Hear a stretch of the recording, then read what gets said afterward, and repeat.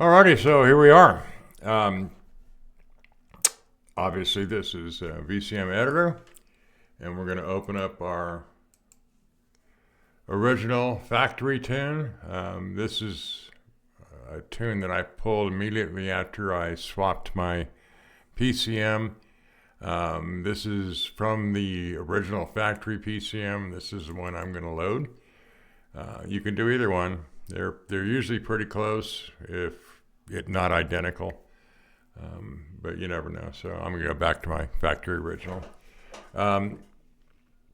Engine, lean fuel savings, MDS. Let's talk about MDS for a minute. So in the previous videos, I said turn it off.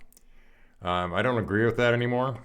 I found some deep information regarding later model PCM OSs, specifically 22s and 23s, and they do react to MDS being disabled. I don't know how much it affects the entire tune, but it does have some effects, and therefore I'm no longer going to recommend you turn it off for any of the OSs, because we really don't know for sure when it started affecting the OSs. All I know is that it definitely affects there a number of things, and they're pretty deep. Later, when you get more experienced in your tuning, you'll be able to you'll search into those things and maybe find them. But for now, it would take me an hour to explain it. It took me 10 hours to find it. Something was going on, and I knew it. So but I didn't know what it was. So a couple of tune loads later, and different things, testing and whatever, half a tank of gas. I figured out it was MDS. It wasn't the fact that I disabled it. Kind of upset the PCM. So I'm not going to recommend that you disable it anymore. Leave it on. And it doesn't matter. This is going to still work the same way for all versions of the GPEC2 OSs, or GPEC.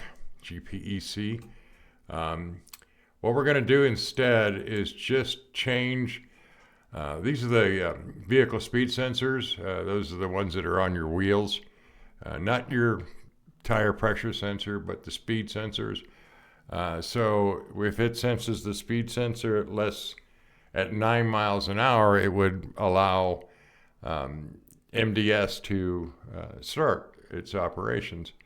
We don't want to do it at 9 miles an hour, because that would interfere with our tuning, because there's no way to filter for MDS.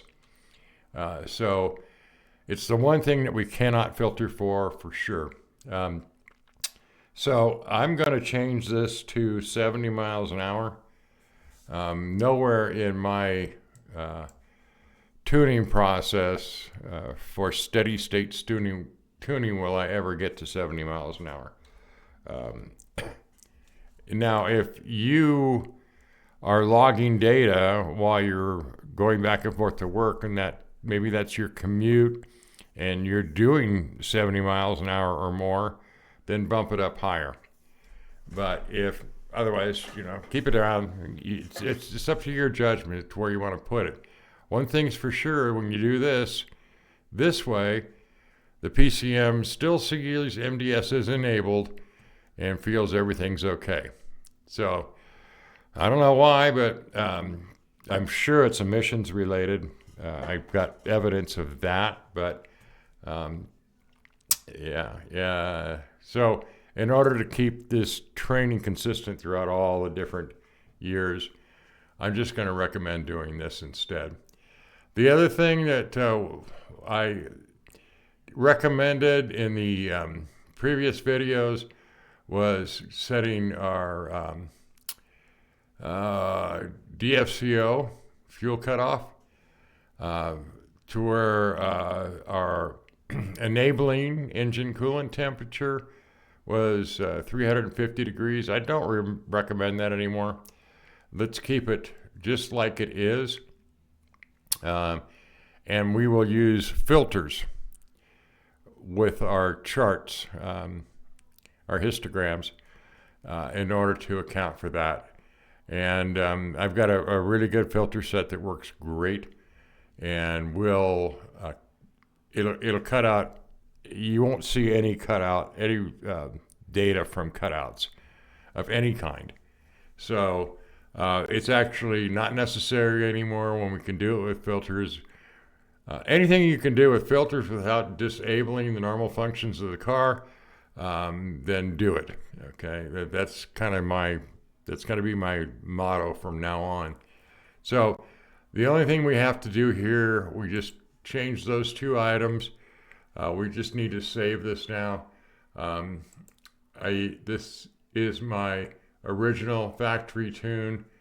I do have it set up as read only, so this is going to be a save as, and I'll just get rid of that and do 23 Challenger tune file 1. And when it's a customer's car, I always put the VIN in, and then sometimes I'll put their name in so that I remember who they are. I can just look at the file and say, oh yeah, that's Joe's car or Joe Smith's car, or oh yeah, that VIN number belongs to that vehicle over there. You know, it's easier for me in the shop, but or when I'm in my garage tuning somebody else's car, which happens quite often. But I always also label them sequentially with a number, and I never overwrite a tune file. Intentionally anyway. Yes, I've overwritten them by accident, but that will allow me to step back just one tune. And if I do a tune, say it's tune 2, and I load it up, and maybe it causes a problem, I can just go ahead and reload tune 1, and and then re-examine, see what went wrong, and figure it out. So that's just an easy way to just step back one step. You get out to 15, 20 tunes, which I have. There's a tuning method out there that will drive you crazy. But anyway, for this first part of the tuning, this is all we're going to do. And just if you have a better way of doing it, do it. But this is the way I recommend doing it. So I'm just going to save that, and that's all I have to do. With that, now I can flash it, write it to the vehicle. Of course, I'm not actually going to do that here because I'm not connected to the vehicle. I'm on my desktop. But there's two ways to do it. You can write the calibration or write entire, or if you didn't want to write it, do not write. So you're just doing the transmission. This particular log file doesn't have the transmission with it. But the right calibration is very, very quick and simple, okay? And it usually works okay, but one of the things it won't do, for this particular calibration, we don't really need to worry about what it won't do at this point. You can just go ahead and write the calibration on this one and then close it. There will be other times when I'll recommend doing a full write, which is write entire instead of just write calibration. But for this one, you can just do write calibration. So follow the instructions explicitly. When it says to turn your key off, ignition off, wait 10 seconds, wait 15 or 20 seconds instead. Some of these, you actually can hear an audible tone once you turn the ignition off, and that tone will last until it finally goes. When it stops, that means that everything's done, and you can actually close the tune load process down. So on the, you're going to want to go out and get your first log file. Before you do that, once you've got your tune loaded, I can't show you here. I apologize, but I can't connect to the car. But this button, once you do connect, so you just click connect, Once you do connect, this button will turn green. You click that. One of the options is reset adaptees. Please go ahead and reset your adaptees at this point. It's something you're going to have to get used to doing. It's a pain to have to do it, but you have to do it. Otherwise, you're going to get bad data. So reset your adaptees. Then go out and you just drive the car back and don't log any data. The first, I don't know, maybe 10, 20 miles of data is going to be worthless to you. So, I mean, you can log it if you just want to see it, but don't try to tune with it. But I just drive the car back and forth to work a couple of times maybe. And then plan your log file. Plan it so that you can do it all at one time. If the wife says, "Hey, honey, you're going out? Yeah. Hey, will you stop at the store?" Tell her, "Yeah, but I'll be back in an hour," because you're going to have to wait until after you go to the store to get log data.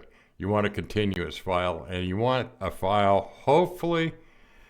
I like to get at least a 30-minute file. And that may sound excessive, but it's not. And once we get some data, I'll show you why it's not. This is a 20-minute, 21-minute, and 22-second file. It's probably enough. But when I looked at the counts, I really don't see high enough counts in here that will actually make the averages settle down. If you get anything really high in there, and so you've got a split between high and low, and there's a big split, the averages are going to be wrong. So we want as many counts as we can get so that our averages are stable. So log channels, we have some special filtering that I have developed that gets us out of having to deal with DFCO and fuel cuts. And that is right here. I'm going to leave this up. Go ahead and I'll pause for a minute here. Go ahead and get a screenshot of that.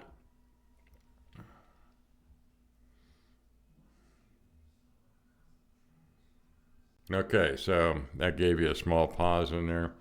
Get a screenshot. What this is these are the actual channel names, and these are the PIDs, and they should line up with your PIDs. They should be the same. Hopefully they are. But if they're not, these are kind of reversed. I blew it when I put it together, but that's okay. If you want more data, you change it to these values. If you want less data, tighter, and change it to these values. It's just the last two lines. And they are reversed. I apologize for that. Excuse me. So let's go back and talk about our channels. These are the channels I log. Get a screenshot of that.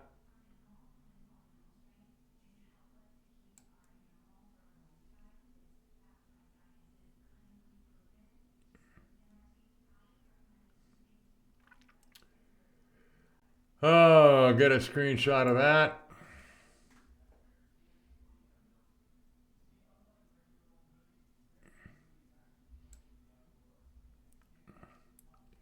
Get a screenshot of that.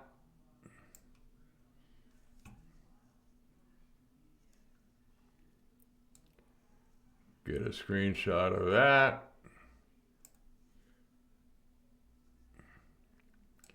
And then finally get a screenshot of that. So hopefully from that you can do it. If not, in the first post on the video on the YouTube channel, which is https www.youtube.com/@shortshift_garage.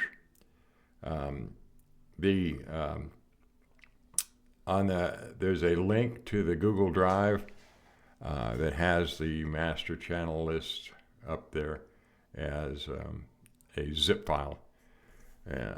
So you should be able to download that and grab that master channel list and use that. It's imperative, though, that you have these filters. I'll put them up there one last time. It's imperative you have these these channels logged. They must be logged. If you don't have this stuff logged, you're not going to get good data after you apply these filters. And there, of course, we didn't talk too much about filters, but let's go to our graphs layout, and you can see here where those filters are set up in a single string, and they are applied in here. You can type them in. You can create a string out of this data here. I did it actually here. I made one long string, and like that. And I copied that and then just pasted it directly in for the filter. It's a long bugger, but you know what? It gets the job done. And there's even more that we're going to add to this. But those are easy adds, and we'll add those in as we get to that point where we need the extra stuff. It's going to be exhaust cam angle stuff, but that will be for the next level of tuning. Now, I don't need to save that. Close that. Close that. Let's talk about one last thing. When we're logging, you want to do your log in a nice, mellow, easy log. You don't want to get all over it. It's just going to add data in there. It's not really going to be usable. So, if just drive the car casually like a grandpa if you want. Or if you're out on the highway, just take it easy. Don't be, passing every car there is. This is a log file, and the data that you gather, the better it is, the better your tune's going to be. So grab good data. It's okay to, stop at a stop sign and accelerate normally.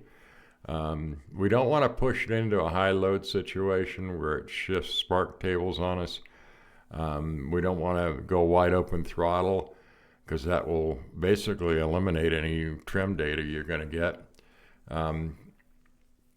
So go out and get your, do your drive around and get your adapters built back up. It's important that you get those built back up, because otherwise you're going to be, and you can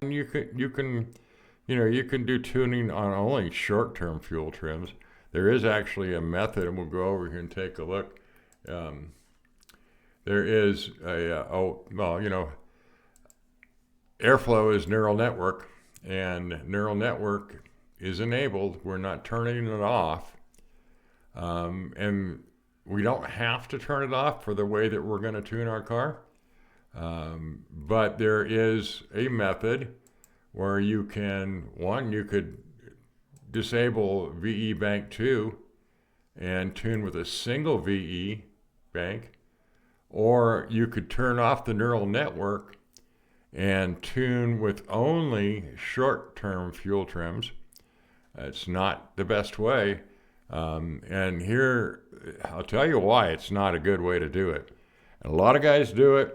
A lot of guys that have been tuning for a long time, they think it's the best way, but earlier years, you could get away with it. But in the later years, you turn the neural network off.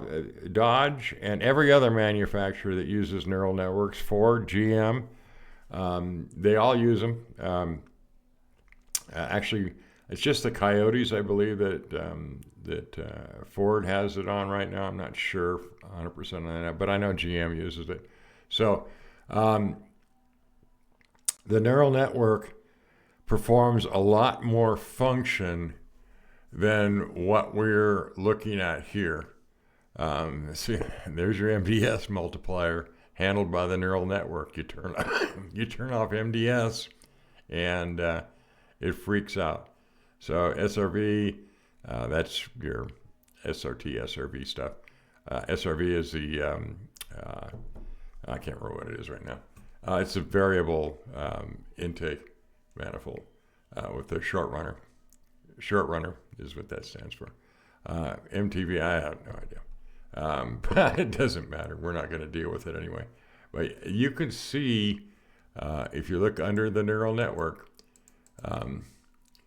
look at this stuff that's going on here. Here's your training values. And it's got intake cam on there, but we don't log intake cam, so that's not for us. But the P ratio, RPMs, VE, volumetric efficiency, multiplier bank to banks, and then there's these weights and biases, and yeah. And it's VVL, which is your variable valve lift, which is your variable cam. So, yeah, there's a lot of stuff there's a lot of stuff that's not exposed. Okay, we're only seeing this stuff that you're going to be tuning with. There's a ton of stuff the neural network does beyond this that is not exposed by HP tuners. Well, because it doesn't apply to tuning, but it does apply to many of the other functions in the vehicle, and it's grown substantially over the years. So when you turn neural network off, there's a lot more than just VE tuning that gets shut down. And it's not good to turn it off anymore. It's just not a good choice. And because it's not good in the later years, and I don't know exactly, because it's not exposed and Stellantis doesn't tell us, I can't go out there and say turn off neural network anymore. I used to tell people, yeah, you want to tune short-term fuel trims, just turn off the neural network and go for it. Then you can tune directly, speed density directly. And that used to be the only way to do it. But today, you can't. And so there's some complexities that will arise because of that, of not being able to turn off the neural network. But we're going to get to that as we come along here. But I just wanted to touch on that subject. Yes, there are other ways to tune. Are they effective? They can be. Do I recommend them? Not anymore. I do not recommend them anymore. If you have a vehicle that has the neural network in it, leave it on. Tune around it. We can work around it very easily today. We couldn't before. Now we can. All right, so I'm going to wrap it up. You all have a good one. It's time for me to go watch a little TV and have a nice evening. Y'all take care. Thanks a lot. Like and subscribe and comment. I love comments. The likes and subscribes really help the page a lot, and the comments help too. So anything you guys want to do to promote this tuning experience, please do. I appreciate it. All right, take care. Bye.